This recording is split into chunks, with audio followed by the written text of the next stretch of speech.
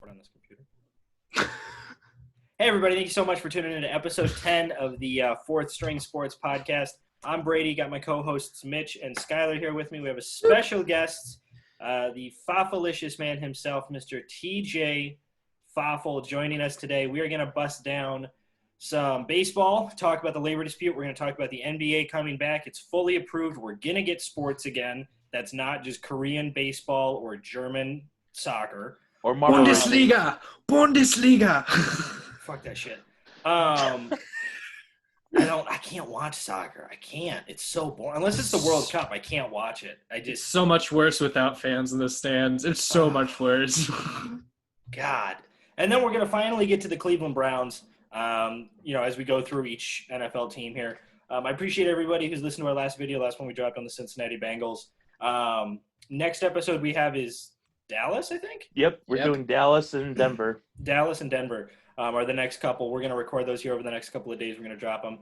Everybody, watch the videos, like the videos, comment. If you have any questions, comments, anything like that, you like my beard, you hate Mitch's hair, whatever, just send us an email. We can be reached at fourthstringsp@gmail.com. That's FOURTH stringsp@gmail.com. So to start off with baseball, unlike basketball, baseball is not returned. And there's a strong chance baseball may not return, in large part because of a huge labor dispute. Baseball plays 164 games, I believe, typically in a season. Is it 164 or is it 162? 62. Is it 62? Yeah. And from what I saw, the most recent proposal was that they were going to cut it down to 112 games, but that got thrown out the window.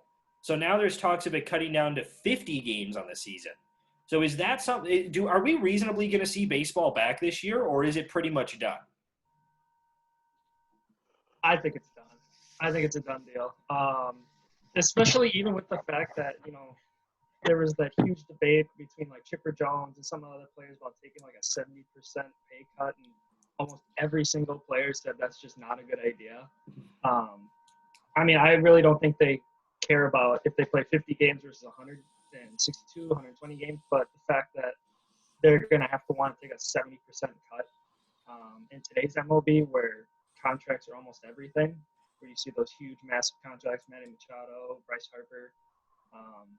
I just don't think baseball's going to come back at least anytime soon this summer. Yeah, and the thing is, with so many of those contracts is on a $300 million contract, maybe a third of it is guaranteed money, and everything else is incentives. And when you're cutting a season to 50 games or even to just 112 games, and you're telling a guy, to get $10 million, you have to hit 20 home runs, he's not going to do that in a 50-game season, maybe not even a 112-game season. So I agree with the players in this situation.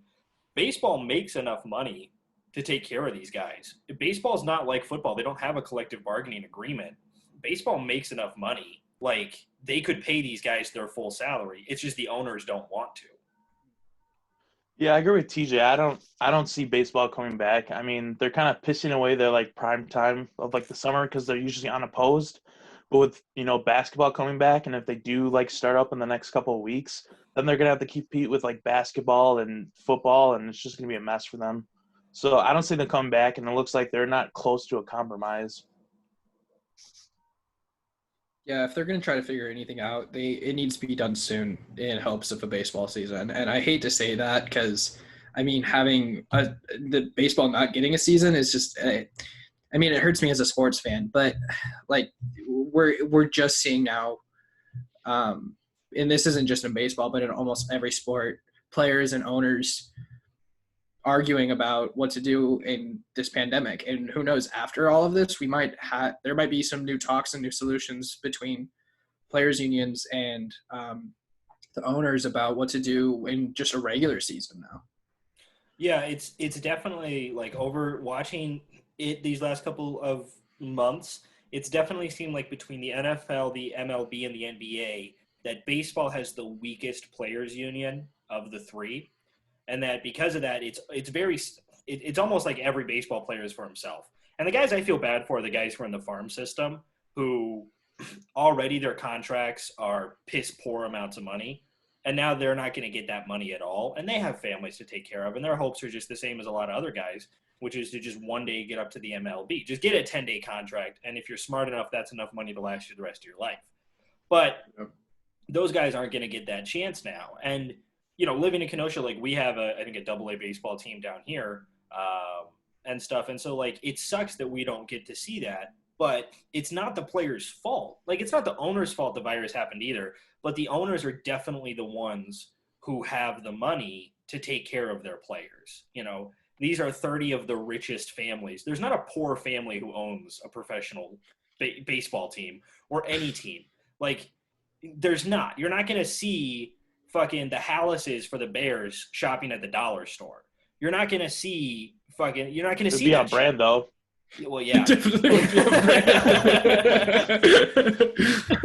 But like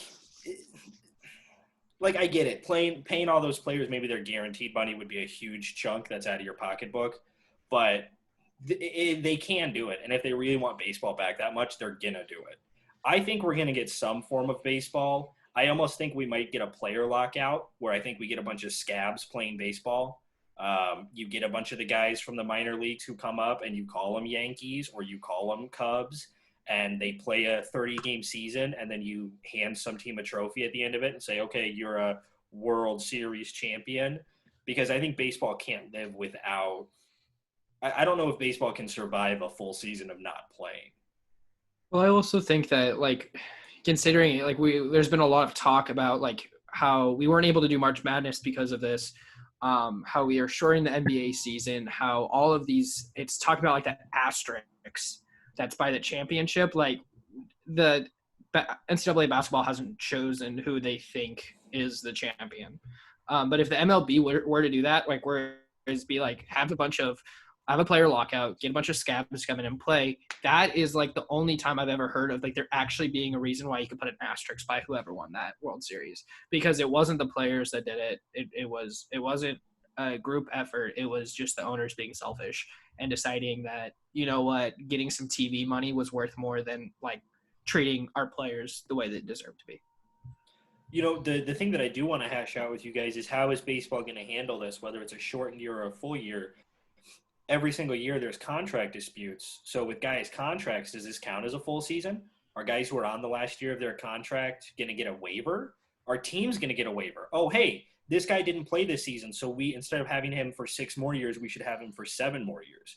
Like TJ, you talked about like Machado and Bryce Harper, who both signed, well over a decade deals. Does this count as one of their years for these teams? Like, how do you think baseball is going to handle this kind of stuff? I think the owners, and especially Manfred, who I won't say anything about him. I think he's a horrible commissioner. But, the owners are kind of the MLB are kind of a bunch of sleazeballs when it comes to player contracts and stuff. I could honestly see them saying, yeah, this counts as your year of a contract. And even if you were to play for a contract this year, I think that you're going to have to try to find either a new contract with the team, try to resign, or you're going to have to go somewhere else, because I don't think teams are going to just willingly say, okay, yeah, you got like a bye this year on your contract. You're going to come back, but like it didn't count towards that 1 year status. So I personally think that somehow, some way, even if the players union argues the fact that, this shouldn't count towards our contract, the owners are still going to say, this counted. We don't want to pay you an extra year's salary, basically making it a 2-year contract, just because that's just kind of how the upper class of, I guess, businessmen in the MLB work. They're kind of selfish when it comes to this. Wouldn't that hurt them then over the long run? Because if you have a bunch of owners telling their players that, you know what, we're not going to count this, we're going to count this year against you, but we're not going to pay you. That could be like that could be clause for lawsuits. Exactly, and that's like, I think this isn't just going to stop after this year. I think this is going to be an issue that's going on for at least 5 years, maybe even 6, 7. Who knows how long this could go on? But one thing that I think that does help them with money situation is the fact that they didn't have to pay for, upkeep for the stadium. They didn't have to worry about team costs for traveling. They didn't have to worry about, fan service during the whole year. So they have extra money that they didn't have to spend.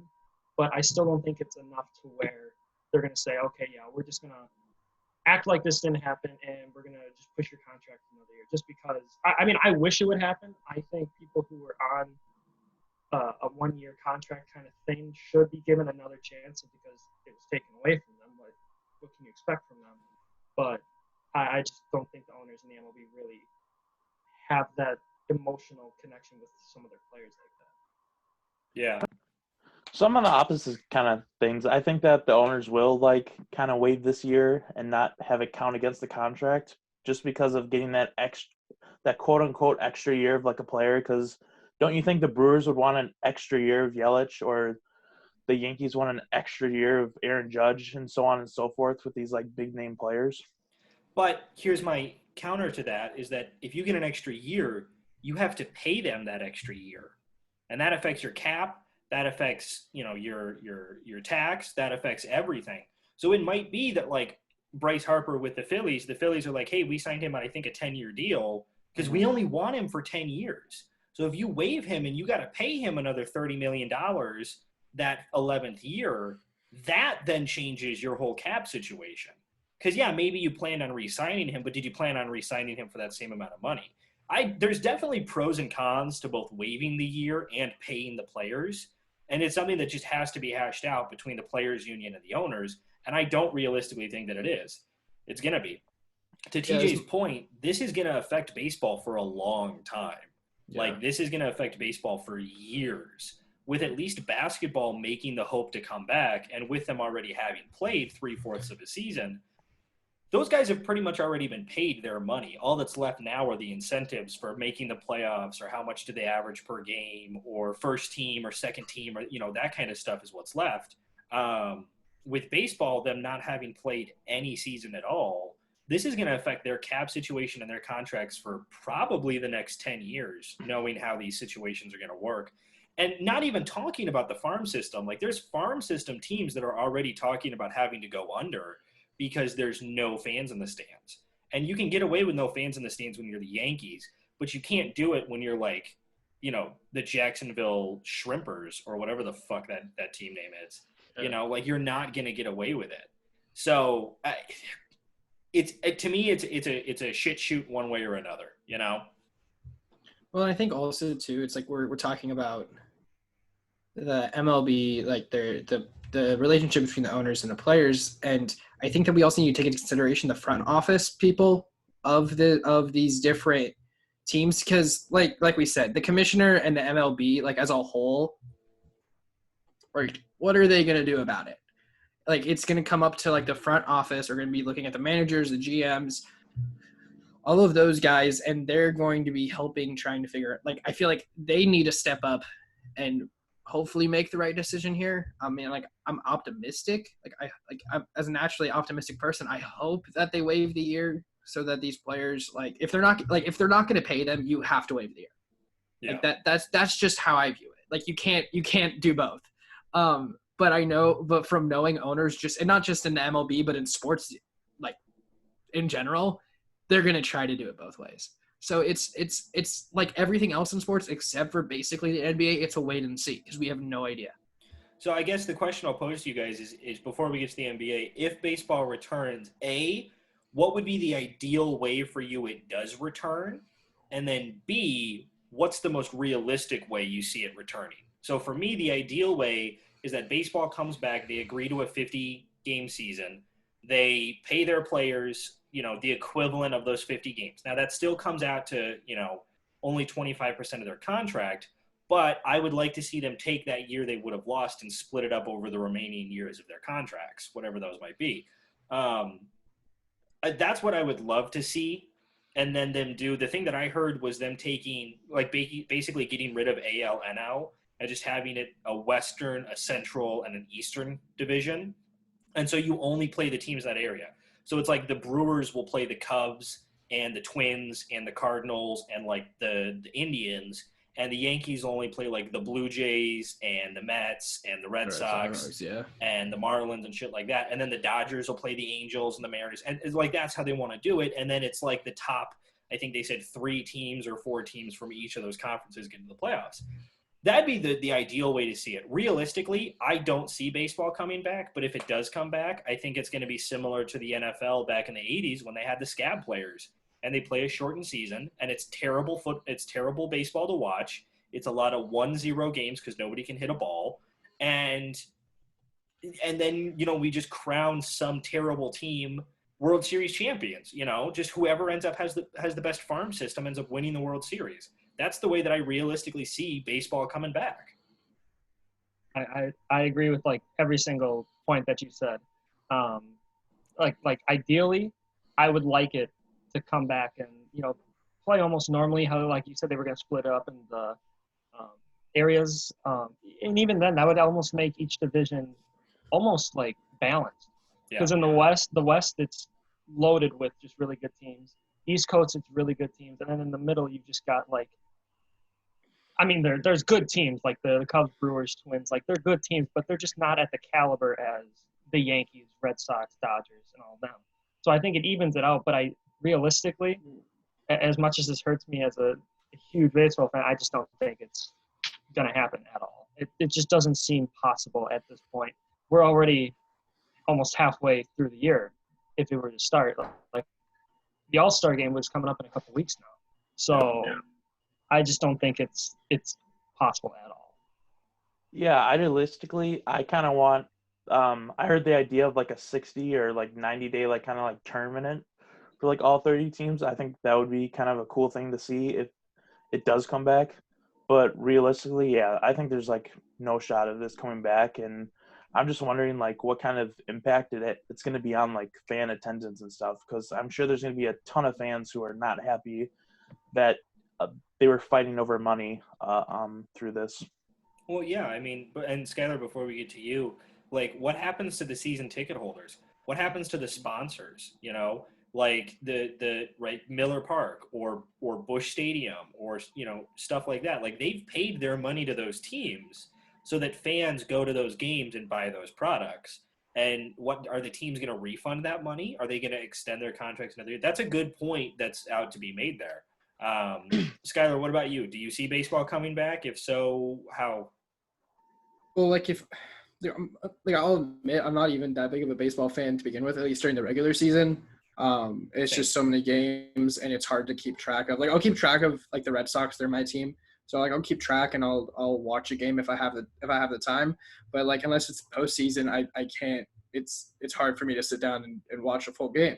So there's that too. But like I think like if they're able to get a 50-game season, doing some kind of like a play-in where it's just kind of like we have like these 2 or 3 months and you guys just play nonstop until we hit postseason. I think they could do it, but realistically, I don't know. And the thing that makes me so mad about this is of all of the sports, baseball has like the best reason to come back. They're not really that much of a contact sport. They can play baseball safely for the most part. I mean, like, yeah, there's going to be some contact between players, but like when we're talking about like soccer and basketball and football, thinking of coming back, like sports where almost every minute the players are touching each other like at least 20 plus times. And baseball, like you can go an inning where like there is no contact between players besides who like ball.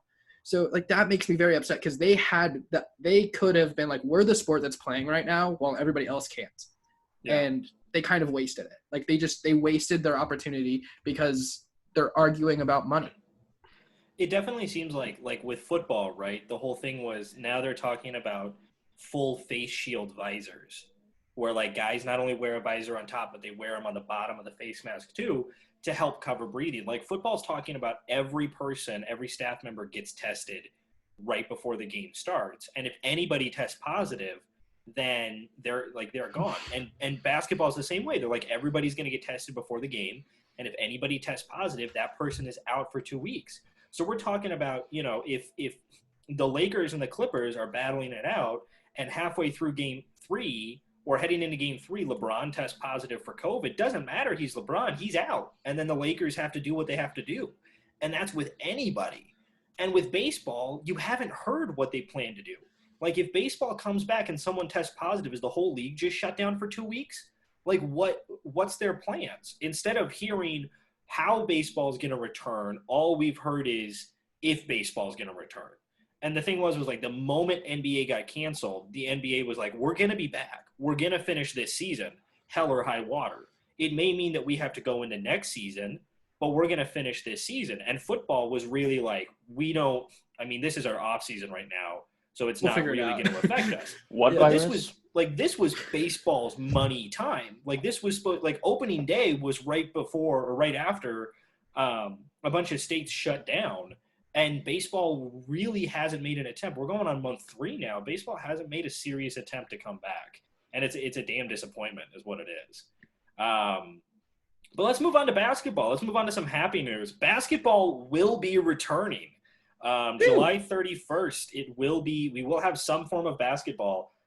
Mitch, you kind of talked about it on the last episode. They talked about teams bringing down their home courts to play in Orlando, which I think is awesome.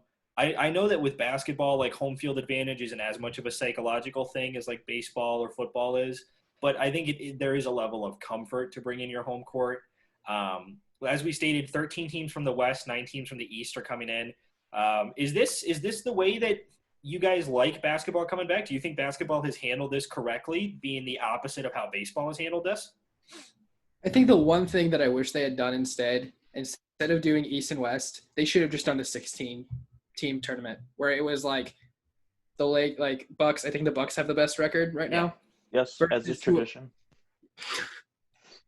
In what year? Like the 70s? Yeah, okay. And like Bucks in 6, man. Bucks in 6.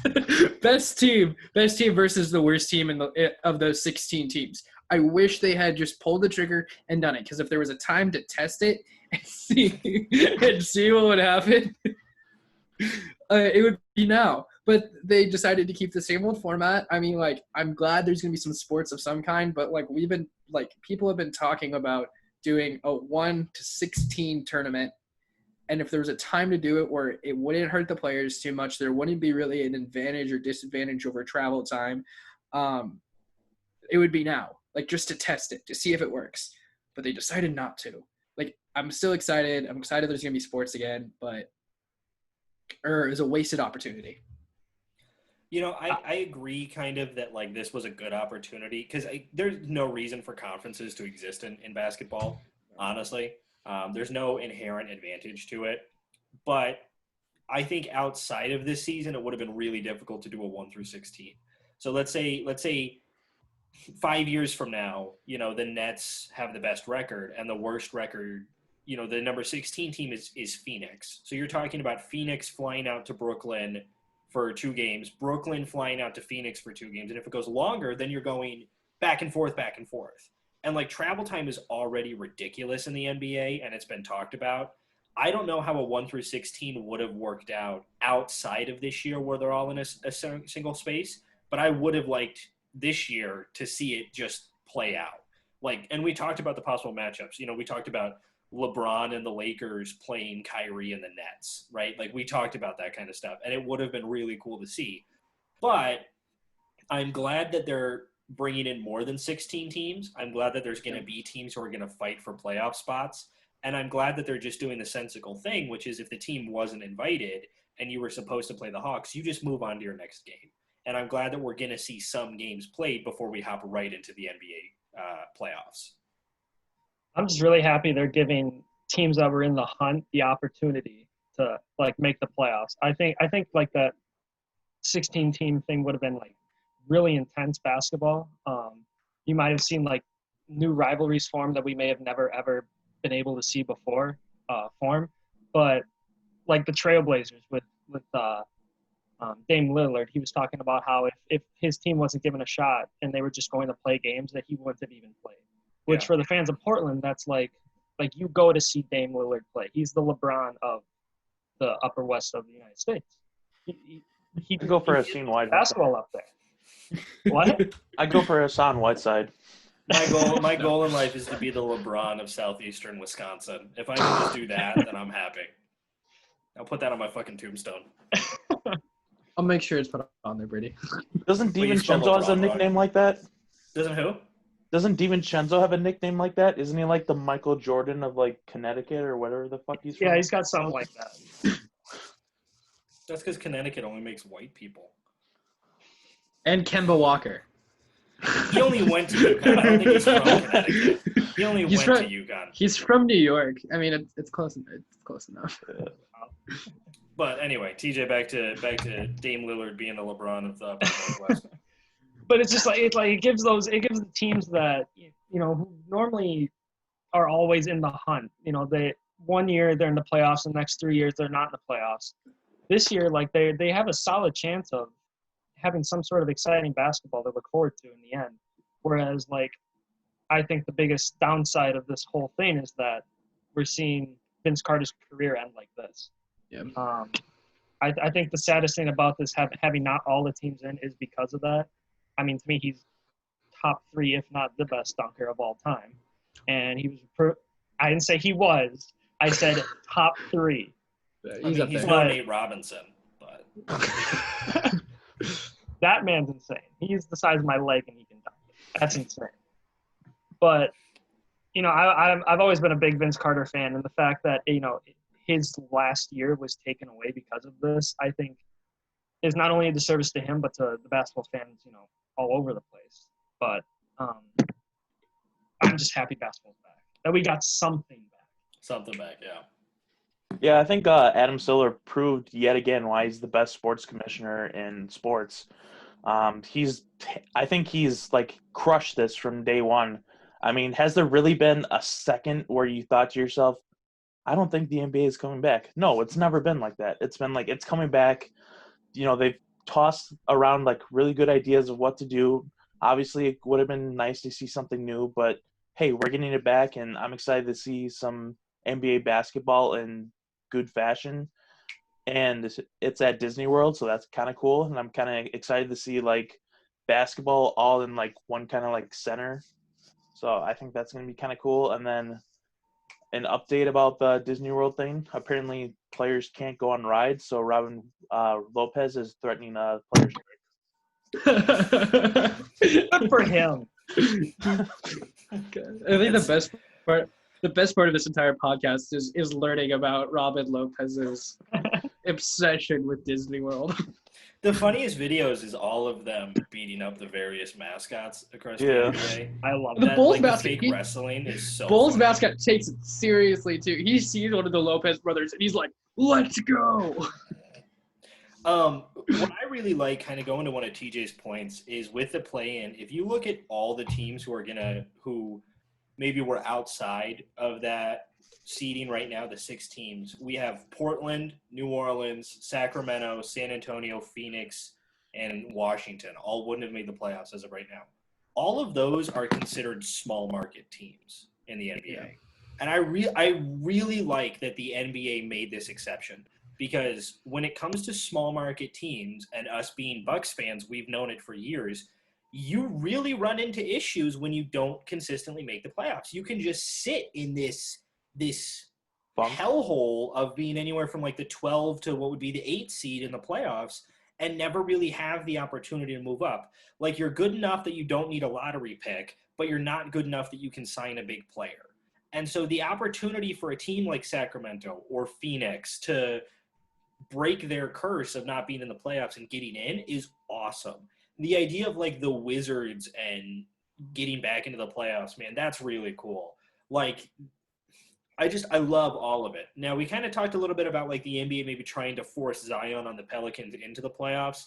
The Pelicans were heading into this the 10 seed, so they would have had a fair shot. There's obviously the chance they won't make the playoffs, but I love that these teams are actually going to get the opportunity to play quality basketball against the better tier teams of the league in order to fight for positioning here. I love it. And Mitch, to your point, Adam Silver has handled this like a fucking champ from day one. Like, the way that NBA talked about the first possible return was just picking up where they left off. And then it was just going into the playoffs. And then it was, how are we going to work this? And everything like that. But the thing was, there was always that open discussion between the board of governors, Adam Silver, the rest of the league, and the players themselves. There was always an open discussion with how they plan on handling this comeback. And I loved it. To me, the NBA showed once again that they are the top level of professional sports in the United States.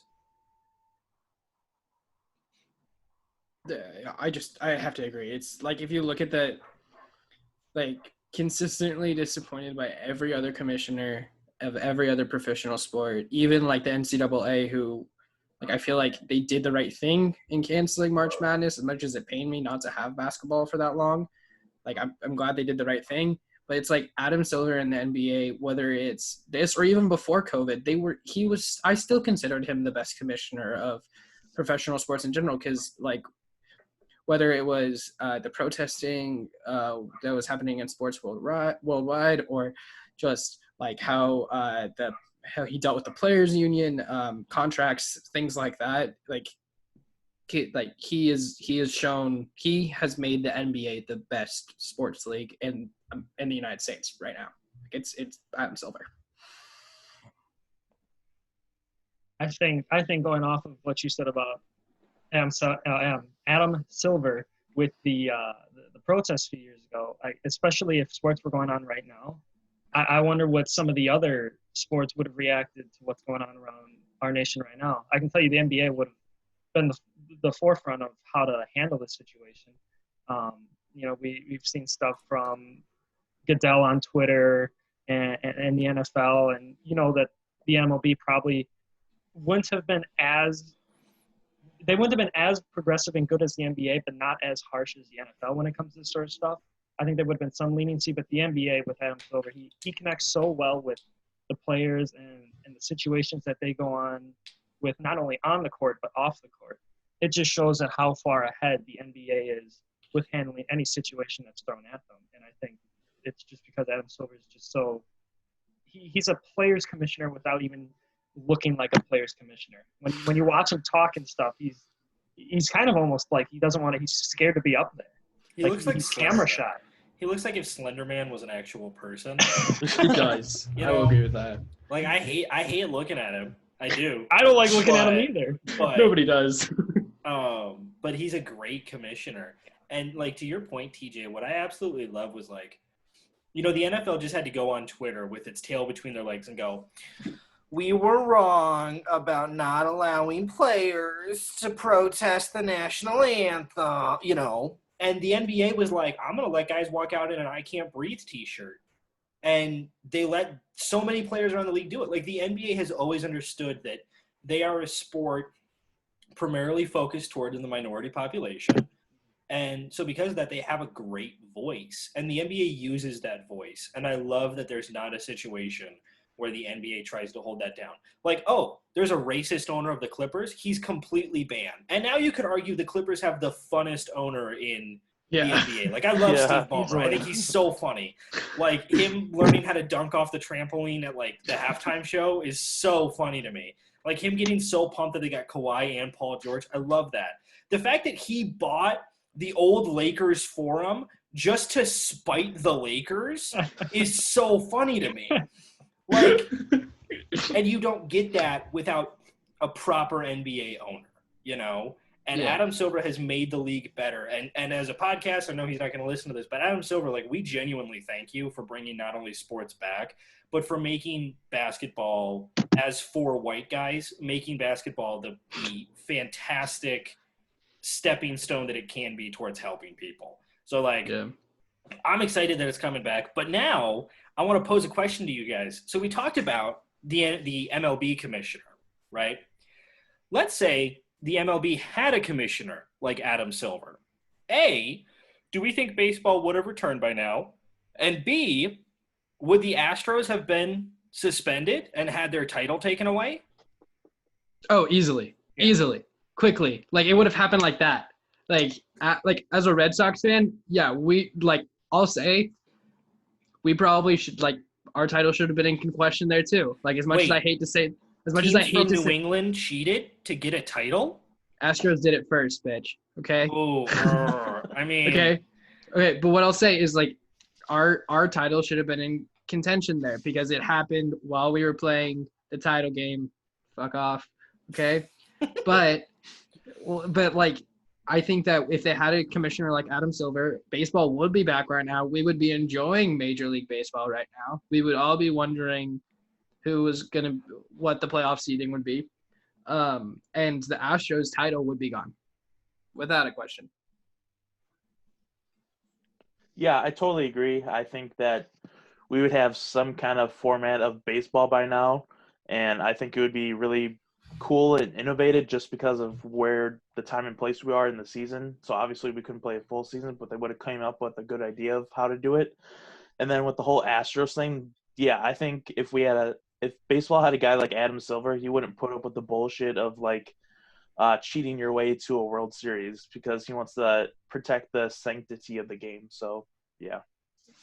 I think the debate wouldn't even have been, what are the contract situations going to be with players? It would have been, when do you want to play? We're going to play. There's nothing. I don't care about if you guys have to worry about this money on the side thing, but I worry about the fans and the players, and I want them to get their due diligence and play and see baseball. I guess, TJ, the question, because I've talked about it a little bit with both Mitch and Skyler, but I haven't talked about it with you. What is your genuine opinion on the whole Astros scandal and the way the MLB handled it by basically just being like, oops, you guys did something wrong. And then that being it, like the players lost respect for the MLB, like fans lost respect for the MLB. So what's as a baseball player, what's your genuine opinion of the way that was handled? I think it was handled like a joke, to be honest. That really threw me over the edge with Manfred. It started with him wanting to do such stupid rules, like changes to the rules. And then this happened. He just basically gave them a slap on the wrist. And he said, I'm just going to make you fire your manager and was it the owner or was it the? Oh, it was like the assistant GM or the GM or players operation. Yeah, it was a bunch of front office guys, but pretty much not a lot of people who had anything to actually do with it. Yeah, and you basically just gave all those players who knew damn well what was going on that, you guys, we'll just blame it on the people above you. You guys are fine, whatever, just keep playing baseball. And I think, honestly, the only good thing that came from baseball not coming back is the fact that it distracted us from what the Astros did. I think for the Astros, this is exactly the kind of, other than not having baseball, this is a good distraction of what they want. And nobody is talking about the Astros anymore. The Astros Nobody's going to be talking about Astros anymore. So, but I think they should have had a title strip. I think they should have lost a lot of picks in the future. And I think they should have been banned from the playoffs for a certain amount of season. Yeah, so the way that I kind of relate it is the way the NCAA treats like their basketball teams and stuff. Like Oklahoma State just got hit with a penalty where it was like the NCAA was going to take, I think, 10% of their entire basketball budget. And like if the MLB does that, if the MLB goes to the Astros and say, hey, we're going to take 10% of your cap space, no team in the MLB is ever going to cheat again. Like with how concerned teams are with that luxury tax and getting either over or right under that, if the MLB goes, hey, you fucked up, we're going to take 10% of your luxury, like your space. No team ever cheats again in the MLB. And I get it where some teams are like, well, everybody does it. The difference is they got caught. And the thing is like, if everybody's doing it, just make it part of the rules. Yeah. Like if the issue is that you already know everybody's doing it, why continue to call it cheating? Just say, yeah, you can place a camera wherever you want and you can bang on a trash can to win as many games as you want. But don't pussyfoot around this as like, well, it already happened. I totally believe, like him coming out and saying, I totally believe and take like everything they said as truth was absolute bullshit. Like absolute bullshit. He pushed it out of it. There's no way that the Lakers or that the Astros walked in and said all the truth. There's no way they went, well, only like 3 people knew about this. Everybody knew about it. The trash guy knew about it. Like that was the trash can you don't take. Like everyone knew about it. Yeah. And the fact that the MLB didn't do anything about it is so frustrating and so ridiculous. And it's even more frustrating when the teams that they were playing against even were like, yeah, something was fishy here. They knew our signs were coming. We could hear a bang or like something just seemed off. And when other teams are picking up on that, it's not just, the words of the Astros anymore. It's the words of everybody else. And so Manfred not only divided the fans, but he divided the teams up now. Yeah. So teams don't like the Astros, teams don't like Manfred, and now you have a divided organization or sports realm that just doesn't respect you, and that's just fucked. Well, and I think you look at the opposite when it comes to the NFL. Like, what happened with the Patriots, because being a New England fan, it's all that you hear wherever you go, whenever you publicly acknowledge that you're a Patriot fan. You're welcome. Thank you.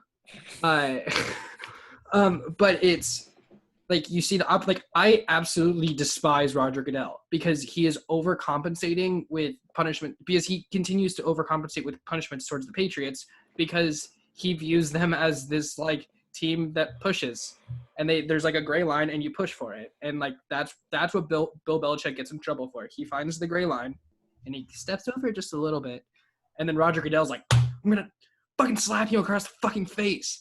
Like that's what he does. Excuse my language. I'm so sorry, but it's like that's what he does. Oh, shocker! A Patriots fan started swearing a bunch. Jesus. And became violent. But like you that's what you see is you see like, and then he adds on to it, like the fact that they hired a special investigator during Deflategate. The special investigator investigated it, looked at Roger Goodell and was like, Tom Brady was not guilty on this, and Roger Goodell's response to that was, Tom Brady suspended for 4 games. Like that is just trying to find a bad guy and punish it. And that's it makes me upset as a fan. And so like on the other side of that, where it's like you're watching and then a commissioner does nothing, like that's why we need more Adam Silvers in the front office of leagues, because they find the perpetrator, they punish them a reasonable amount, and then they're like, and that's where we're going to leave it. This is what happens if you cheat. This isn't what happens if you're the Patriots and you cheat, because other teams do it and then they get nothing. Or this isn't when anybody cheats, we just brush it off. It's like we need more of like, I think we need that on all sports, is just kind of like if you do this, this is what happens. Yeah, and I just have like 2 points to add. At least to me, it seems like people were more upset with Mike Fiers for actually coming out and saying what was happening than what actually happened. So I thought that was really interesting. They were just jealous that they couldn't get their beard to look like the twirl that he had. That's my goal. I want that so bad. So I want anything, honestly. Same. Yeah. And then 2, do you think that... me too. Shut the fuck up. All right, so, and then 2, do you think that Manfred is secretly trying to dissolve the MLB by doing stupid shit like that he's been doing throughout his tenure? Man, that almost reminds me of like when Trump was about to get elected and people are like, what if he's secretly working for the Democrats? Like, that's just kind of such a like an out there thing. I obviously don't think he's trying to undermine baseball as an organization, but I definitely think he's undermining it as a seriously taken sport. You know, like if there was a time for a competitive baseball league to rise up, it'd be now. Oh yeah. Yeah, it would be now. Like any other baseball league to come up would be fantastic right now, and people would eat it up because they're so desperate for sports. Like, I don't necessarily agree with the statement that like these riots wouldn't be happening if sports was around. I don't agree with that statement, but I definitely You ever met Philly fans? Yeah, right. I definitely agree with the point where it's like the protests that were happening with like you won't let us go outside type shit. That wouldn't have happened had baseball been going on, had someone had something to watch. Like the NFL broke the record for most people watching the draft. And that was just a really tired and sad looking Roger Goodell sitting on his couch the whole time. And like 35 million people tuned in to watch that. So like you're telling me that if actual baseball happened, that people, you know, would be out there complaining that they can't get a haircut, I think is exactly spot on. I don't think he's trying to undermine baseball, but I definitely think that if baseball was around, maybe there'd be some issues. Again, not the protests. The protests have nothing to do with sports in terms of like watching them, but so much to do in terms of like connectability. But I think a lot of the other protests wouldn't have been happening with baseball being around. I just feel like that everything that he does, it just loses and loses more fans in a sport where there's already a limited amount of fans. Yeah, I agree. I think that baseball seriously needs to take a look at itself. If it wants to continue to be called America's sport, America's pastime, because more and more people are turning to basketball. I think football needs to do the same thing, professional football. And I think that's part of the reason why you're seeing that when you're having some of like the most popular players in the NFL, like Patrick Mahomes and Lamar Jackson and Deshaun Watson come forward and be like, hey, NFL, you need to change now.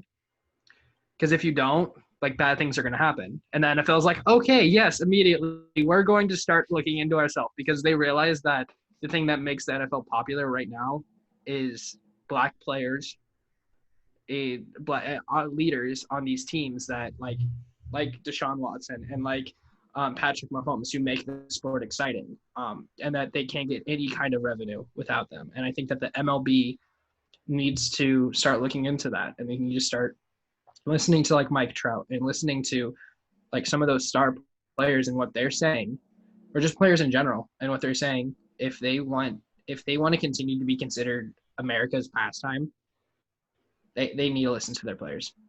Yeah, like if they want to be considered America's pastime, they can't just continue to pander towards white people, unfortunately. Exactly. Like they can't. Especially when most of their players aren't white.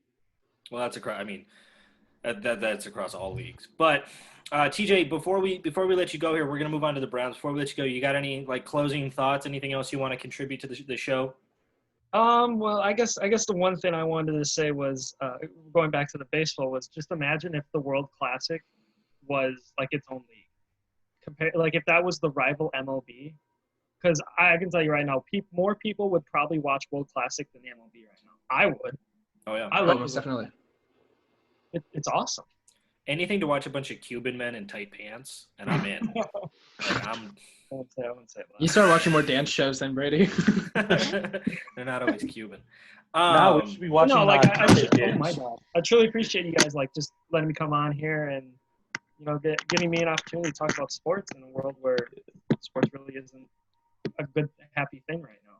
Hey man, anytime. Yeah, for sure, man. Anytime, we appreciate it. Once the NBA season actually starts up here, you're feel free to come on at any point. We're going to be talking about. We've got obviously the next 22 episodes set up with football, but we definitely plan on talking about baseball and basketball and stuff as that gets updated, and to the point where hopefully we can see the Bucks bring a trophy to Milwaukee. Yeah, man, that'd be awesome. I don't know the likelihood of it, but wouldn't it be something? On the back of Kyle Korver. Dante, baby. Brings Dante back Ray Allen just for the finals. But no, we appreciate you. We appreciate you coming on. So TJ, you have yourself a fantastic day. See you soon. All righty. All right, we thank TJ so much for joining us. So now moving on to the Cleveland Browns. We broke down the Cincinnati Bengals last time. We've talked about the Browns a few times already in regards to games like the Bengals on the last episode, as well as the Ravens. Cleveland in 2019 went 6-10, and I think everybody could agree was an absolute disappointment of a team heading into an offseason where they picked up a star player like Odell Beckham. But the moment the Odell Beckham trade happened, where we realized Cleveland traded their best offensive lineman for another wide receiver, was, I think, a massive red flag. The hiring of Freddie Kitchens was a massive red flag. Cleveland was 6-10 after a season where they went 7-8-1. To keep in mind, the season Cleveland went 7-8-1 was better than an all-star team like Green Bay had gone that season. Green Bay went 6-9-1. So it was definitely a down season for Cleveland. They started the year off with a 43-13 loss to a Marcus Mariota-led Tennessee Titan team, which was bad. They come back to Monday Night Football, beat the Jets like, eighth string quarterback in a 23-3 matchup. They then finally get their first Sunday Night Football game in 10 years against the Rams, and they lose. They come back, beat the Ravens. They then lose 4 straight games, get crushed by the Niners, lose to Seattle, head out to a bye week, come back, get beat by the Patriots, get beat by the Broncos. They rattle off 3 straight wins against the Bills, Steelers, and Dolphins, follow it up with a loss to the Steelers, beat the Bengals, and then close the season out with 3 straight losses, including really bad ones to Arizona, to Baltimore, and even to Cincinnati. They lost to Cincinnati. So before we bust into their stats and their free agent losses and stuff, as we've been ranking these teams, we've been ranking them rebuild in need of a rebuild in need of a reload, 8-8, iffy, playoff contender, title contender. Where do you guys rank Cleveland? I think that, for what Cleveland has accomplished the past decade, you want to say rebuild, but with the talent that they have on the roster, I just think that they need a reload. They need the right pieces in the right places. I think this is the year that we have to see if Baker Mayfield is going to be their franchise quarterback, or if he's going to join that long ass like jersey where it has like all the failed like Cleveland Browns names. Um, and then is Kevin Stefanski the answer for head coach? I mean, time will tell. He did some nice things in the Vikings offense, but we saw Freddie Kitchens do some nice things with Baker Mayfield as offensive coordinator, and look how that turned out. So we're just gonna have to see if they can make the right moves. Yeah, I agree. I think that if we're going off of roster talent alone, this is a playoff team. Like Yeah. especially last year, they got a playoff. Like their chances at a playoff were handed to them on a silver platter. They were easily the second best team in the NFC North. I could easily say the top 6 teams in the AFC, just talent alone. And they showed that when they beat Baltimore. Like they beat Baltimore and they showed if everything was clicking, they could be fighting against one of the top teams in the country. But they were so undisciplined, and I think that's really what killed them. Penalties were a killer. And that game against Baltimore, they beat them. They put up 40 points against Baltimore in Baltimore. Like Nick Chubb had a day. And then they're 2-2 at that point. They end up going 4-8 the rest of the season. It was miserable. Baker definitely took a step back. In 2019, he threw for 3,800 yards, 59% completion rating, 22 touchdowns, 21 interceptions. Those are Brett Favre-esque numbers. Nick Chubb, who I still think is their best player on their team overall, had about 1,500 rushing yards, averaged 5 yards per carry, and had 8 touchdowns. OBJ, who people say had an off year, still had 74 catches for 1,035 yards and 4 touchdowns. Jarvis Landry, 83 catches, 1,174 yards, 6 touchdowns. I put Cleveland as a playoff caliber team who's floating on that 8-8 bubble. I don't know where to put Cleveland because we haven't seen what a clicking Cleveland team looks like consistently. We've seen them put together consistent games, but they're consistent games where they win 1 out of 3 of them. They're not clicking. And with how bad this team looked against the Rams, with how bad this team looked against the Niners last year, or the Patriots, or the Broncos last year, Cleveland leaves so much to be desired. And I personally am hanging that up on Freddie Kitchens. I don't think he was the right hire. I think Cleveland was just waiting for somebody better. Moving on to their big free agency losses, they didn't, to me, lose a ton of talent. Obviously, the big area of concern was linebacker. They lost Christian Kirksey to Green Bay, Joe Schobert to Jacksonville. The other big loss was Demarius Randall to Oakland. What'd you say? I said Waukesha. Oh, go. Oh, yeah, Joe Schobert from Waukesha went to Waukesha West. And I said he's such a fucking homer. Yeah. I don't think that as a team they lost too many massive contributors, but that linebacker position to me is really it's thin right now. It's really thin.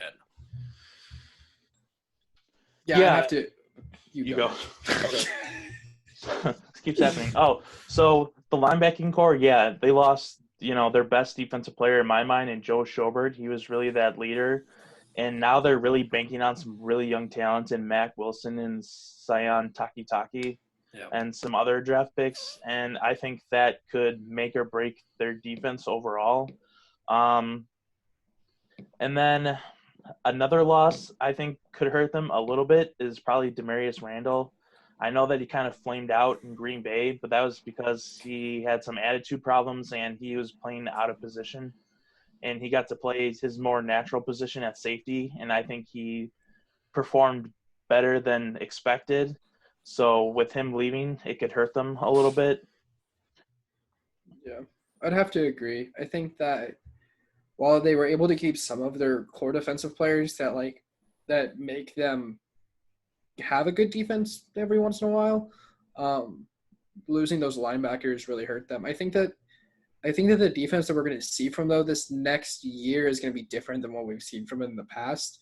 And you can see that kind of with their draft picks, because getting Delpit out of LSU, you can he's tall enough and he's big enough that if he adds a little weight, you can make him into the safety linebacker hybrid if you wanted to. So I think that this defense next year will be more creative, but until we see it on the field, I have no idea what to expect. Yeah, no, I agree. Moving on to some of their free agent pickups. They picked up B.J. Goodson from Green Bay, who was previously with the Giants. As a linebacker, he had 37 tackles last year. He's not a replacement, or he's not to the level of Christian Kirksey or Joe Schobert, but he's a serviceable replacement until they figure out as a team they want to do what they want to do.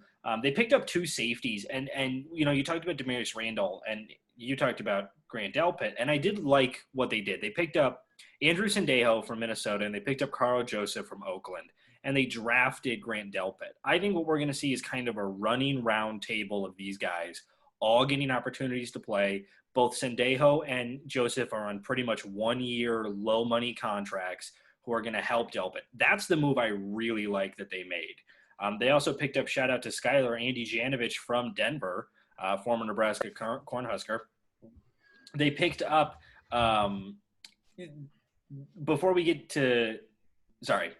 they picked up Austin Hooper from Atlanta, who last year, I think he was the best tight end available in a really bad tight end free agency year.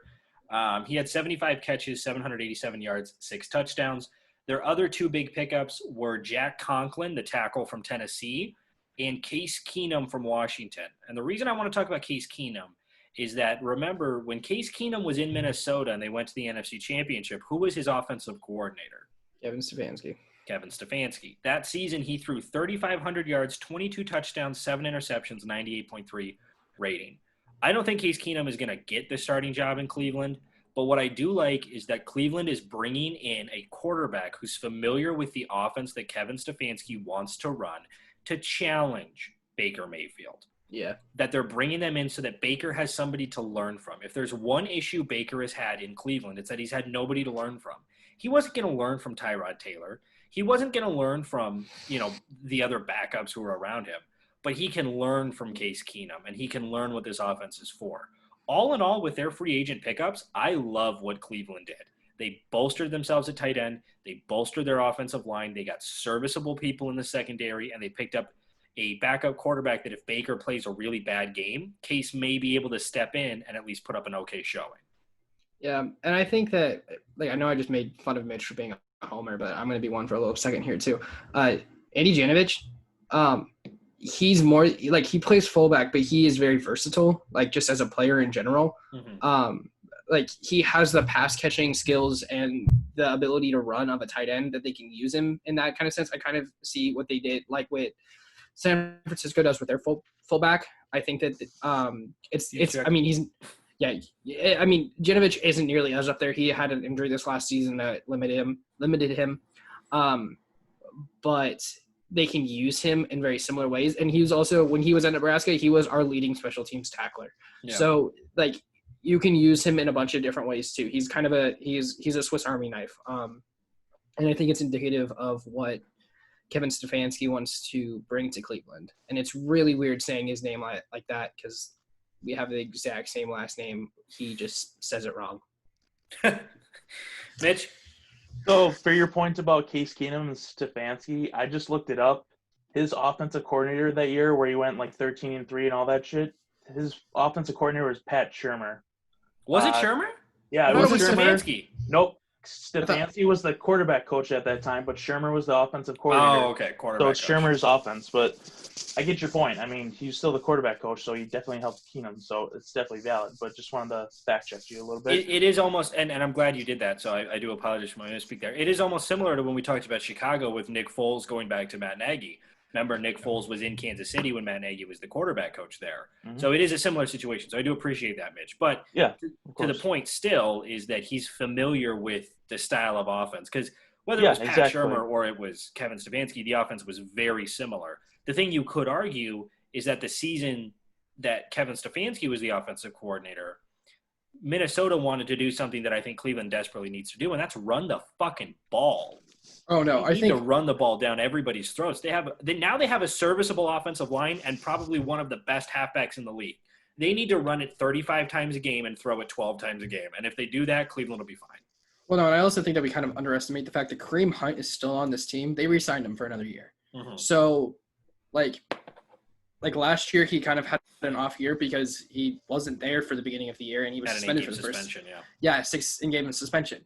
But Kareem Hunt is still a good running back and still able to play well out from the backfield. So I feel like if you like in those instances, if they're doing a play action, you can do two running back set shotgun. Like you can, especially with Baker's mobility, you can do a lot with that. And I personally really liked having Kevin Stefanski come to Cleveland. I think that, like we talked about offseason pickups, I think that was one of their best offseason pickups was getting a guy that like they know is going to run the ball, do play action pass, and you know what, tear some defenses apart. Yeah, it's definitely evident that Kevin Stefanski is trying to take that Matt LaFleur, like Kyle Shanahan kind of offense approach. You know, they fortified their offensive line. They have a good stable of backs. They picked up a better tight end. They have a backup quarterback who can run the system if Baker kind of doesn't pan out. So they've definitely set up the offense to be a more run-oriented kind of team and then do those, like, play-action kind of passes. And I think a really underrated signing for them might be Andrew Billings. I think he was a young up-and-comer with the Bengals, and now that he gets to Cleveland, he definitely has a shot to start for that defensive line because last year that defensive line was horrendous. I think they were, like, dead last in, like, rush defense. So yeah. I think he has a chance to definitely shore it up. And another thing that hasn't really been talked about is Cleveland walked into this season kind of wondering, is Myles Garrett going to come back at all this year? Like, how long is he going to be suspended? And the NFL, revokes his suspension, and he's been reinstated. So having him back is you could argue was their biggest pickup in terms of just player personnel. Yeah. Because the defensive line, the second that he, really tried to be a good person and put Mason Rudolph's helmet back on his head, that whole defense just kind of fell apart. And it's not that Cleveland had a bad defense. They had a serviceable defense, but it was a defense that when the offense got in trouble, the defense couldn't pick up the slack. And I think they've done a really good job of doing two things. A, making that secondary so much better. Now we're talking about lining up Grant Delpit with guys like Denzel Ward. We're talking about getting big, tough safeties like Carl Joseph back there. Yeah, the linebacker is a huge question and a massive question. But secondarily, they look really good. I like the Austin Hooper pickup. I'm not sold on it. I got to see how he works in that first season. But to Skylar's point, like, imagining that offensive line and then lining up OBJ, you got Hooper in a slot, Landry on the other side, and then you got Kareem Hunt and Nick Chubb next to Baker Mayfield. That's fucking terrifying scary to think about as in terms of trying to be a defensive coordinator. That's terrifying to think about. Yeah. I think that I agree with you guys on the defense. Let's not also forget that they, like the last 2 years, Cleveland as an organization has drafted specifically LSU defensive backs within the first 2 picks. And, like, I know Greedy Williams had some tackling issues coming in. I know Delpit's kind of had the same thing, but he's a little bit bigger than Greedy was. Had injury issues as well. And, yeah, had some injury issues as well. I think that if you're looking at the secondary, I'm honestly, like, I think this is going to be a ball-hawking secondary. I think that especially with, like, some of those gun-ho quarterbacks that you have in the NFC North, like AFC North, like Ben Roethlisberger, like Lamar Jackson, when they throw, they're not cautious quarterbacks. They throw deep and they throw and they're taking a shot. And so having defensive backs like these to, like, play against them, it's great. And also, like, getting the best quarterback in the draft, Joe Burrow, and then drafting somebody to play on the opposite side of him who knows what he does, knows how he works, it could give him an advantage. Who knows? Yeah, I agree. So moving into their draft, I'm just going to run through the picks, then we'll talk about them. First round pick, 10th overall, Jedrick Wills, offensive tackle out of Alabama.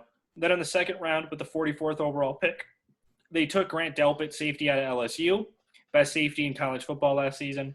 Third round, they took defensive tackle Jordan Elliott from Missouri. Fourth round, they took linebacker Jacob Phillips from LSU. Fifth round, they took tight end Harrison Bryant from FAU, Florida Atlantic. Fifth round, they took Nick Harris, the center out of Washington. And sixth round, they drafted wide receiver from Michigan, Donovan Peoples-Jones. All in all, what do you guys make of their draft? I really like their first two picks in Jedrick Wills and Grant Delpit. I think Wills was the right pick for them. He was considered the best pro-ready tackle, and I think Cleveland desperately needed a guy who's ready to come in and start from day one and just dominate because they desperately need that on the line. So with Wills and Conklin on the bookends, I think that's a huge upgrade. Grant Delpit, I mean, 2 years ago he showed he has all the talent of the world to be a star, but it's really going to come down to, are we going to see that guy or are we going to see the guy from last year?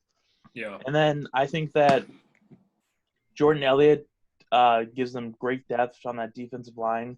Jacob Phillips, another young linebacker who hopefully can get a role in that linebacking core. Harrison Bryant, kind of a head scratcher just because of the logjam they have at tight end right now. So I'm going to be interested to see what they do with that. Nick Harris can never have enough linemen.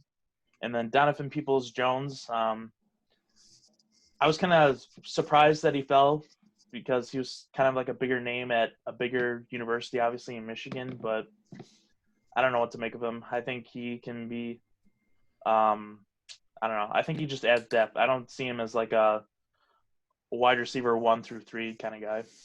But I think overall I give it a C+. Okay.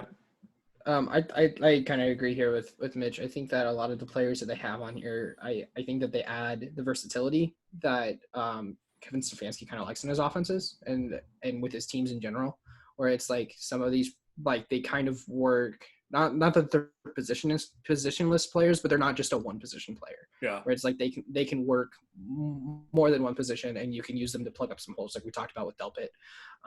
I really like the fact that they addressed their offensive line right away because, I mean, just watching Baker try to throw the ball last year, it was very evident that he was getting pressured, and having an NFL-ready tackle ready to come in and help him on his blind side would be great. I also think Jordan Elliott's a good one. Even as a depth position, he plays against some of the best offensive lines in the country. Big offensive lines that are getting drafted in the first round all of the time at Missouri, like with Missouri, playing against Alabama, playing against LSU. He knows what it takes to attack those kinds of defenses and try to win. So I think he's a little bit more ready for NFL than people give him credit for. And I agree. Peoples-Jones, I thought he was going to be a fifth round pick, fifth at the latest. And to see him fall to the sixth was surprising. I give their draft an A-, and the reason I give their draft an A- is because Jedrick Wills was by far the best all-around offensive lineman heading into that draft, and Cleveland got him at 10. When Mitch and I were talking about the draft, we were not expecting Jedrick Wills to be there. We were talking about Cleveland possibly drafting Tristan Wirfs. We were talking about them possibly drafting the Thomas guy that the Giants drafted, not Jedrick Wills. And to get Jedrick Wills, who did play right tackle, but for a left-handed quarterback, means he can go over to left tackle to go into conjunction with Jack Conklin, the right tackle that they picked up in free agency. And all of a sudden, a terrible Cleveland offensive line looks so much better. Yeah. Grant Delpit, if he's healthy, if we're getting 2018 Grant Delpit, best safety in college football, hands down. And even not healthy this season, best safety in college, one of the better ones. I agree with you guys on Donovan Peoples-Jones. Now, remember, he came out as a junior. His sophomore year, he had 47 catches, 612 yards, 8 touchdowns. His junior year, he took a real dip in production, 34 catches, 438 yards, 6 touchdowns. Obviously, Michigan's offense wasn't as good this last season as it was 2 seasons ago. I think had he stayed another year, he probably could have been a third-round pick, give or take, but not a great combine, lacking stats. To Mitch's point, I actually love the Harrison Bryant pick because I think for tight ends, you got to remember that between him and Troutman and Kmet, they were all floating at various times in that mid to late second round area. And just like Troutman, Bryant kind of got hurt because he played at a smaller school. But last season, Bryant had 65 catches, 1,004 yards, and 7 touchdowns as a tight end. And if he can bring that sort of production and be tight end number 2 besides Austin Hooper, and if Hooper goes down, if he can play alongside, whoever they have there, David Njoku, with that logjam, I think Harrison Bryant can find a good place for him in Cleveland. I love Cleveland's draft. I think they drafted really well, but we've said that about them in the past, and it hasn't panned out. So now let's talk about how we think it's going to pan out. Heading into their schedule, like we stated, we've talked about Cleveland a few times here already. We talked about them twice with Baltimore and twice with Cincinnati. Now, Mitch, I had them going 1-1 against Baltimore and 1-1 against Cincinnati. Mitch had them, I think, getting swept by Baltimore. Yes, getting swept by Baltimore. Okay, and then how did you have them going against Cincinnati? Oh, wait, hold on. No, they split with Baltimore and then Cincinnati. I think that, Yeah. they split with the Ravens and Cincinnati. Okay, so what game did you have them beating the Ravens? Was that week 1 or week 14? Week 14, they beat the Ravens. Okay, and then what game did you have them beating Cincinnati? Was that week 2 or Week 2. Okay, week 2. Okay. And then you had them losing week 7. Okay. Yeah. Cool. And then Skyler, I we had them talked about splitting you had them splitting. with Cincinnati. When did you have them beating Cincinnati? Week 7. Okay, and then you had them losing week 2. Okay, that's Yeah. right. All right. So then we've already talked about week 1. They go to Baltimore. I've said that I think they're going to beat Baltimore because I think they're going to hit Baltimore with a haymaker Baltimore's not expecting. Mitch thinks they're going to lose. Skyler, win or lose at Baltimore week 1? I think they lose. I think that even though this is a much better, more disciplined Cleveland team, Baltimore's too good. Baltimore is just too good all around. Everything, they didn't really lose anyone, and if they did, they gained it back. Sure. So Understandable. So then we already talked about their week 2 matchup. Both Mitch and I have them beating Cincinnati. Skyler has them losing to Cincinnati. Week 3, they host the Washington Redskins. I think this is probably going to be a consensus. I have them beating the Redskins. The Redskins have way too many question marks. I don't know how they're going to hold up with the weapons Washington or Cleveland has. And even though Washington has in paper a really good defensive line in Kerrigan and Chase Young, I think the moves Cleveland made to upgrade their offensive line overtakes that. I have them beating the Redskins. Yeah, and just the preference, the rest of my schedule, this is the last year I'm going to be buying into the Browns hype if they suck again. So that's the preference. Same. Yeah, same. So, yeah, but I think it's going to be an easy win. I really don't think that Washington has the personnel to match up with the talent that Cleveland does. I know, Brady, you like the Washington defense. I've said it's underrated, but with the additions to that offensive line, I think they're going to keep it at bay, and Odell Beckham and Jarvis Landry and Austin Hooper and Nick Chubb and Kareem Hunt are just going to dominate. Nick Chubb runs for 200 yards. Go Cleveland. All righty. Week 4, really interesting matchup. They go to Dallas. Just like we kind of talked about, Cleveland upgrading their offensive line, you could argue Dallas's offensive line isn't as good this season, but they're still really solid. Cleveland's defensive line has huge question marks. I think that Ezekiel Elliott runs all over Cleveland, and with the questions at the linebacker core, if he can get to the second level, it's going to be a tough day at the office for the Browns. I have Dallas beating the Browns. Yeah, I agree with you. I think the Cowboys are going to beat the Browns. I just think when you look at both the organizations, they have a ton of talent, but the difference is that the Dallas has an established head coach in Mike McCarthy, and they have an established quarterback in either Dak Prescott or Andy Dalton, and I think those are going to be key factors. And plus, the Browns' front seven is really shaky, and I think Ezekiel Elliott's going to take advantage of that. Yeah, I think that if we're going to be talking about Cleveland's defense or Dallas's defense, who's going to win because both offenses are kind of loaded, I'm going to trust Dallas's defense just a little bit more. So I have Dallas winning that game.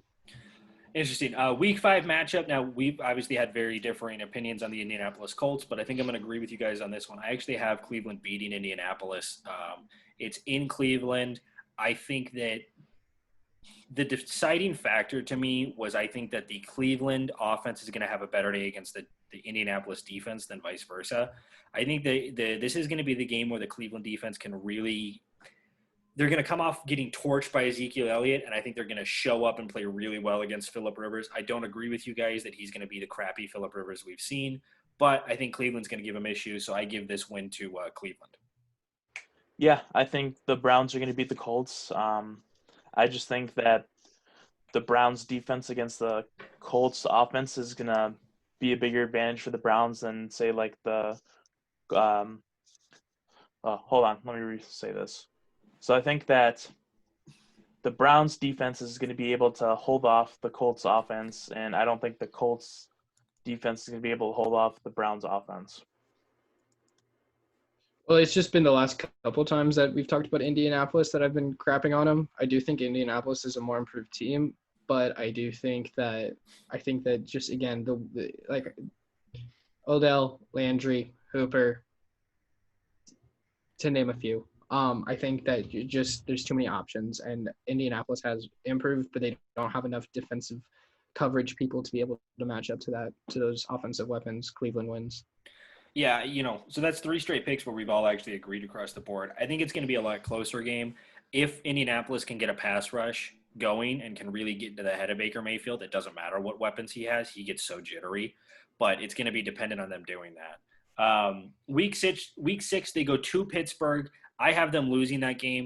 Pittsburgh has done nothing but improve itself on defense. If we're going to get a healthy Big Ben back, they have a solid offensive line. If James Conner can show up, then offensively they're fine. I think defensively they're loaded. Pittsburgh, to me, is a really underrated team. I have Cleveland losing to Pittsburgh. Yeah, I think Pittsburgh is going to take this game against the Browns with use some of your points. The Steelers' defense is the best defense we've seen since their Super Bowl run against the Packers.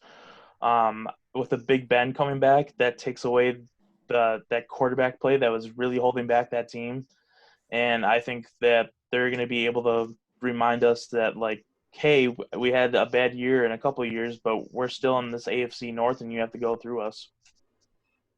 See, I think the AFC North is the most competitive division right now in the AFC, just in general. But the Pittsburgh has too many questions on offense for me. James Conner had an off year. Is he going to go back to being the player that they were able to let Le'Veon Bell leave? Are they able to fix some of those questions at the wide receiver and pass catcher playmakers? Are they able to fix that? Are we going to get Big Ben back? Because his injury was bad. And even when I did see him throw, I wasn't that impressed. Because the thing about Big Ben is that he gets hit and he knocks it off and then he keeps going. That's I what don't Big think Ben anybody's has. ever been impressed by the way Ben Roethlisberger throws a football. I mean, He true, throws but it the way, like, I imagine, like, a giant throws a tree, it's very true. I also don't like how Phillip Rivers throws the ball. It's also just it's weird. But Yeah, Phillip Rivers looks like a dandy boy throwing a football. He does. But the thing about Big Ben is that he gets hit, he comes back, and then he keeps going. That's what Big Ben has. That's how he won 2 Super Bowls. With him being injured the way he was, I don't trust it. I have Cleveland winning this game. Okay, interesting. So you have Cleveland winning that game. All right. Week 7 matchup. We've already talked about it across the board with Cincinnati. Mitch and I have them losing to Cincinnati. Skyler, you have them beating Cincinnati.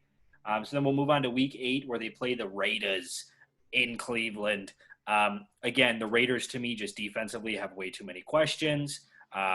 The Browns' offense, I think, stacks up really well in that matchup. I have the Browns winning that. I think Nick Chubb has a really good game. I also think Kareem Hunt probably has a really good game in that one as well. So I have the Browns beating the Raiders. Yeah, I have Cleveland beating the Raiders. I think I've made this point several times when it comes to the Raiders. It's that defense did make some additions, but I don't think they're there yet. And that offense, to me right now, is just Josh Jacobs and Darren Waller. So Cleveland all the way. Yeah, Cleveland wins. Again, there's just too many offensive weapons, too many questions for Las Vegas on the defensive side. Interesting. So at the halfway point of the season, Skyler, you and me have Cleveland at 5-3. Mitch, you have them at 4-4. Cleveland gets a Week 9 bye. They come out. They host the Houston Texans. We talked about really bad offensive lines heading into this. Houston has probably the worst, even with upgrades. I think Myles Garrett goes off on him. Houston has way too many question marks on defense. We don't know who's playing the cornerback position because they've let everybody walk. They have Justin Reed, but not a whole lot of help at the other safety position. Way too many questions. I think Cleveland beats Houston. Yep, I have Cleveland winning this easily. I think that the Texans' offensive line is basically going to escort Myles Garrett to Deshaun Watson and let him sack him. There you go. So you have to check real quick. I think, with this loss, I think I have Houston actually eliminated from playoff contention. Oh, interesting. I think maybe. I'm not sure. But no, it's Houston. It pains me because I've liked a lot of the players that play for Houston. And just everything that city's gone through with the flooding and the Astros. The cheating. Yeah. I think that Cleveland again, it's just that they have less questions and they're just too stacked on offense and their defense is good. Interesting. Okay, so week 11 matchup against Philadelphia. I actually have this as maybe one of the best week 11 matchups that are there on paper. I think this is going to be a really good game. I think that, the solid offensive line that the Eagles have going up against, a questionable Cleveland line. I think that the great defensive line Philadelphia has, this is going to be one of Cleveland's tests. How can they hold up? Philadelphia has upgraded in the secondary, but so has Cleveland. Both teams look like they're going to want to run the ball. A tale of two cities in Philadelphia not really having any wide receiver weapons and Cleveland having too many to count. This one I went back and forth on a lot, but I actually had Philadelphia winning this game.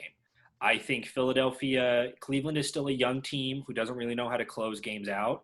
I think this is going to be a game where it's going to be like a 20-17 game where Cleveland's going to kick a field goal when they could have gone for a touchdown, and the Eagles are going to come down and score a touchdown because they've just got a little bit more of that killer instinct. I have Philadelphia winning that game. I had a similar thought process. I definitely think this is going to be a good game, and it's going to be close, and it was a really tough matchup for me. And I wanted to say Philadelphia, but when I thought about it a little more, I think it all comes down to the quarterback. And with Carson Wentz's history, I don't think he's going to be there. And if Carson Wentz isn't playing, I think Cleveland's going to win. But if Carson Wentz isn't playing, then we get Jalen Hurts. Then we get Oklahoma versus Oklahoma, baby. And that's good. That's fun. That's some fun football to watch. The only Oklahoma quarterback in the last 3 years not to win the Heisman. Well, I mean, yeah. So you have Cleveland beating Philadelphia, Mitch? Correct. All right, Skyler?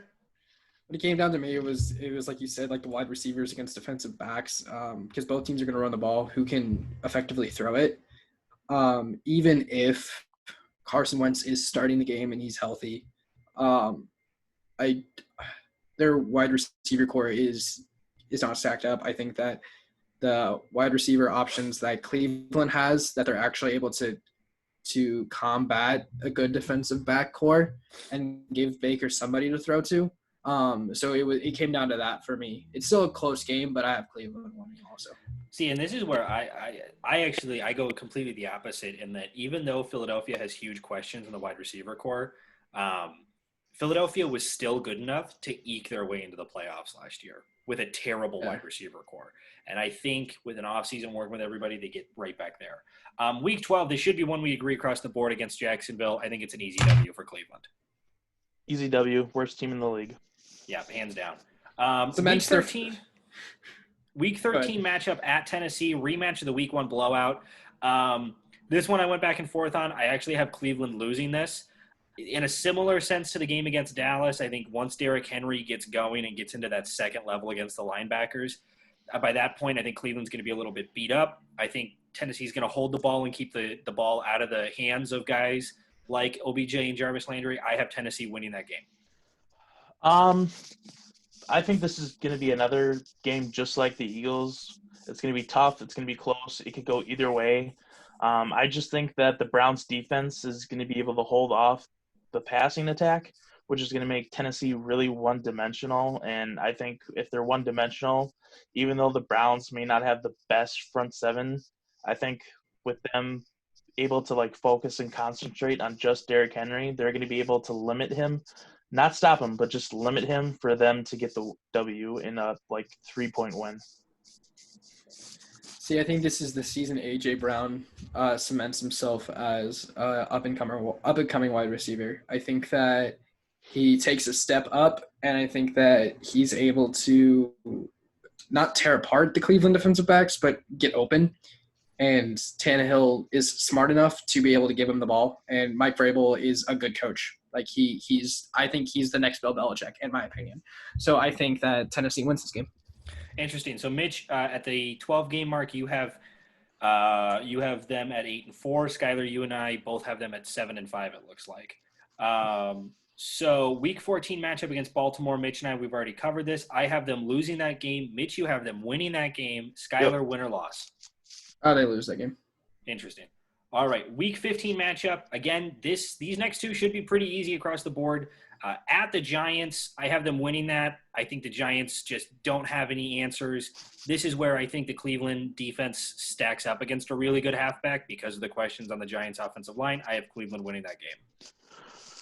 All right, I'm just going to come out and say it. Next 2 weeks, Cleveland's just going to dominate these New York teams because they are trash. They don't even deserve to be in the NCAA, let alone the NFL. So those are my thoughts. Skylar? Cleveland wins. I think that OBJ gets a 150-yard game against the Giants. I think that 2 touchdowns. I think that he comes out with a hunger because this next season, this last season, how it went, and him to go attack the Giants and show them, like, you guys fucked up. Yeah. Week 16 matchup, going back to New York, same stadium to play the Jets this time. They crushed the Jets Week 2 last season. I definitely think the Jets are going to be improved, but again, I like Cleveland a lot more in this matchup. So I got them as a win. Mitch, you have them crushing the Jets. Skylar? Yep. This cements Jets having the number 1 overall pick. So. Oh, interesting. The Jets are going to do worse than the Jags? Oh, yeah. I don't have the Jets winning a single game next year. Wow. Okay. All right. Okay. We'll fight on this. I don't have any. That's a debate. I don't have any team going 0-16, and you guys I have one team. Multiples. I have one team. Week 17 matchup. This one was really difficult. Home game against Pittsburgh. This is one where I think both teams are going to be fighting to get into the playoffs. I have Pittsburgh beating Cleveland. And the reason is that Ben Roethlisberger has thrown more touchdowns in the city of Cleveland than any quarterback Cleveland has ever had. I think in a must-win game for both teams, the Steelers' defense is too much for Cleveland. Their offense is just too much for the Cleveland defense. I have the Steelers beating the Browns Week 17 to eke their way into the playoffs. I'm going to disagree with you. I think Cleveland's going to beat Pittsburgh.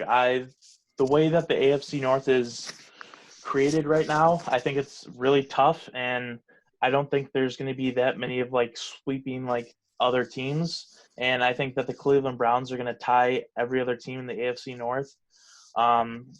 With this being the last game of the regular season, we don't know what Big Ben's health is going to be. I mean, he's coming off a really bad injury. He's probably going to get hit a lot, and who knows how his health is going to hold up to this point. I think that the Browns are going to be able to get this win. So, yeah, at this point in the season, Pittsburgh needs to win this game for them to make it into the playoffs. And that's too much incentive for a young Cleveland team to just, get back at them from last year after the whole Myles Garrett thing. Cleveland wins this game and keeps Pittsburgh out of the playoffs. Hey. Interesting. So we have very different records. So I have Cleveland going 9-7 and missing the playoffs. I think even with the additional seed, I have them just barely missing it. And ultimately, it kind of comes down to, I think Pittsburgh is just a better team in general. Mitch, you have Cleveland going 12-4, including winning 9 straight games. You have them starting 3-4. They lose to Cincinnati, and then they rattle off 9 straight wins. So, Mitch, I'm assuming 12-4 is good enough to get them into the playoffs, but it sounds like, we know based off of your Baltimore record, they don't get to host a playoff game. Nope, that is correct. In my playoff seeding, they are the 5th seed in the AFC. 5th seed. All right, so then that means that they would play the 4th seeded team in the AFC, which would be a divisional winner. Skylar, you have them going 11-5. Including having them win, it looks like 7 games right in the middle of the season. They lose back-to-back and then walk into the playoffs with 3 straight wins. I'm assuming 11-5 is good enough to get them into the playoffs, and if so, what seed for you? Yep, same for me. They hit the 5 seed. I have 3 teams from the AFC North hitting the playoffs. And so, it came down to it. It was just kind of Cincinnati or Cleveland just – of the AFC North teams, they had the second least amount of questions for me. And I think that their defense, having Kevin Stefanski, who is of the Mike Zimmer coaching tree, which is a very disciplined coaching team. That was the one thing that Cleveland needed last year that they didn't get. And having that discipline, I think they're able to win. That is interesting. Mitch, you and me were 3 games apart. That's the furthest we've ever been. Skylar, you're a game apart from Mitch and 2 games apart from me. So it is interesting. This is one I went back and forth on. I originally had Cleveland winning that last game against Pittsburgh, going 10-6. The more I thought about it, it's just sometimes teams are meant to be cursed. I think Cleveland has a better season. I don't know if it's the best season they can have.